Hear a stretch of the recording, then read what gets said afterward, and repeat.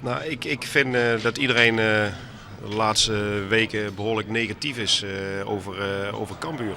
Oftewel, Arts kan hem net echt vinden in de kritiek. Maar Cambuur slag het er in de hele eerste helft er net in om een uitspelkans te creëren. Alleen nog Gijs Luiring is een keer dichtbij, maar hij komt krek te kwad naar de vrije trap van Machi. Waar het in voetbal om gaat is het creëren van kansen en dat omzetten in doelpunten. En dat baart mij op dit moment wel zorgen.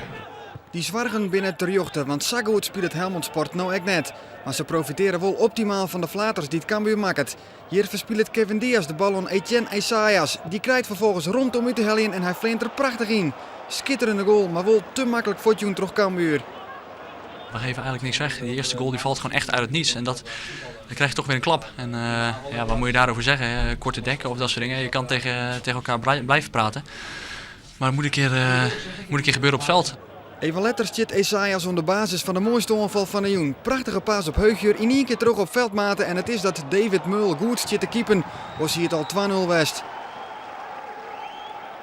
Maar in de tweede helft deelt ek Meul mooi in de malaise. Het begint met een facet van Heugjer.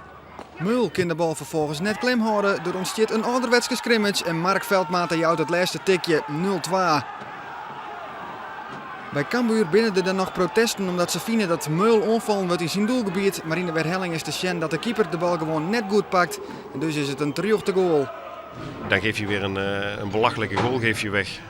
En dan is die wedstrijd inderdaad gelopen. Ja.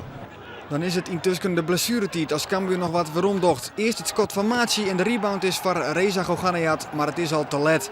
Cambuur verliest maar 2-1 en het is dus een Joen van Neert. Klopt, het was inderdaad niks. Het resultaat was schandalig en voetbal was ook niet om aan te zien. En, ja, ik heb er eerlijk gezegd geen verklaring voor, want we hebben echt een hele goede week gehad. We hebben een hele goede oefenwedstrijd gehad. We hebben een van de beste weken gehad, denk ik, dit seizoen. Qua training en arbeid en intensiteit. Het ging allemaal heel goed. Ja, ik weet niet waarom het in de wedstrijd vandaag niet is gelukt.